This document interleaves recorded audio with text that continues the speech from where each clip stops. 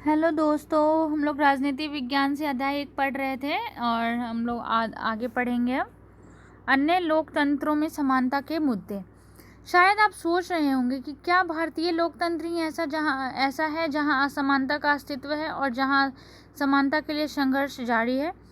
सच तो यह है कि संसार के अधिकांश लोकतंत्रीय देशों में समानता के मुद्दे पर विशेष रूप से संघर्ष हो रहे हैं। उदाहरण के लिए संयुक्त राज्य अमेरिका में अफ्रीकी अमेरिकन लोग जिनके पूर्वज गुलाम थे और अफ्रीका से लाए गए थे, वे आज भी अपने जीवन को मुख्य रूप से असमान बताते हैं। जबकि 1950 के अंतिम दशक में अफ्रीकी अमेरिकनों को समान अधिकार दिलाने के लिए आंदोलन हुआ था। इससे पहले अफ्रीकी अमेरिकनों के साथ संयुक्त राज्य में बहुत असमानता का व्यवहार होता था और कानून भी उन्हें समान नहीं मानता था। उदाहरण के लिए बस से यात्रा करते समय उन्हें बस में पीछे बैठना पड़ता था, या जब भी कोई गोरा आदमी बैठना चाहे उन्हें अपनी सीट से उठ जाना पड़ता था। रोजा पार्क्स एक अफ्रीकी अमेरिकन औरत जिनकी एक विद्रोही प्रतिक्रिया ने अमेरिकी इतिहास की दिशा बदल दी। रोजा पार्क्स 1913 से 2005 एक अफ्रीकी अमेरिकन महिला थी। 1 दिसंबर 1955 को दिन भर काम करके थक जाने के बाद बस में उन्होंने अपनी सीट एक गोरे व्यक्ति को देने से मना कर दिया। उस दिन उनके इनकार से अफ्रीकी अमेरिकनों के साथ असमानता को लेकर एक विशाल आंदोलन प्रारंभ हो गया, जो नागरिक अधिकार आंदोलन सिविल राइट्स मूवमेंट कहलाया।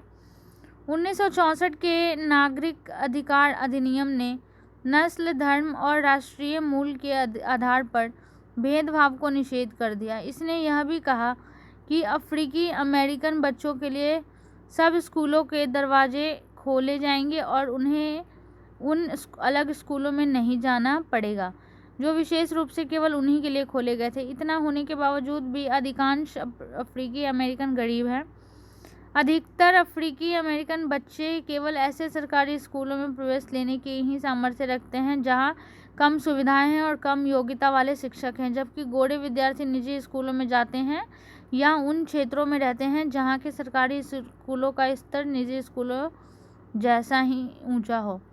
भारत के संविधान के अनुच्छेद 15 के अंश धर्म, मूल, वंश, जाति, लिंग या जन्म स्थान के आधार पर विभेद का प्रतिषेध राज्य किसी नागरिक के विरुद्ध केवल धर्म, मूल, वंश, जाति, लिंग, जन्म स्थान या इनमें से किसी के आधार पर कोई विभेद नहीं करेगा।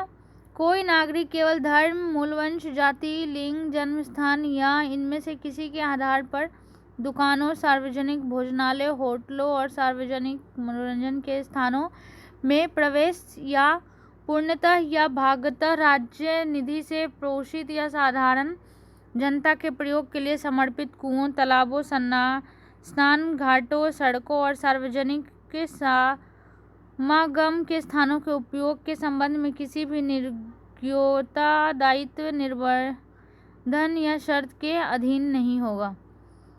लोकतंत्र की चुनौती। किसी भी देश को पूरी तरह से लोकतंत्रीय नहीं कहा जा सकता। हमेशा से ही ऐसे समुदाय और व्यक्ति होते हैं जो लोकतंत्र को नए अर्थ देते हैं और अधिक से अधिक समानता लाने के लिए नए नए सवाल उठाते हैं।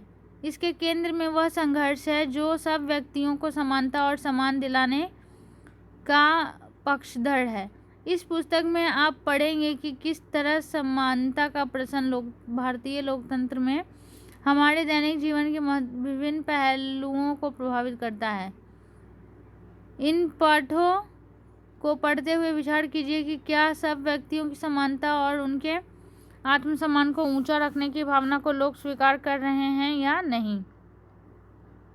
तो दोस्तों, इसके जो क्वेश्चंस हैं आप उसके आंसर हमें कमेंट्स के द्वारा बताइए और एक बार और दोबारा ये अच्छे से चैप्टर समझिए और पढ़िए, समझिए और इसके क्वेश्चंस का आंसर हमें कमेंट्स के द्वारा बताइए और अपने आसपास देखिए कि अभी भी कितनी समानता है लोगों के बीच में, कितनी असमानता है। लोग एक दूसरे को समान नज़रों से देखते हैं कि नहीं, या फिर अभी भी लोग छुआछूत जैसी अपराध करते हैं कि नहीं वो हिंदू है या वो मुसलमान है या फिर वो ईसाई है या फिर वो दलित है, इस तरीके से, तो आप हमें कमेंट्स के द्वारा बताइए, अपने अनुभवों को हमारे साथ शेयर कीजिए और चैनल को सब्सक्राइब कीजिए, लाइक का बटन दबाइए, शेयर कीजिए और स्वस्थ रहिए, मस्त रहिए।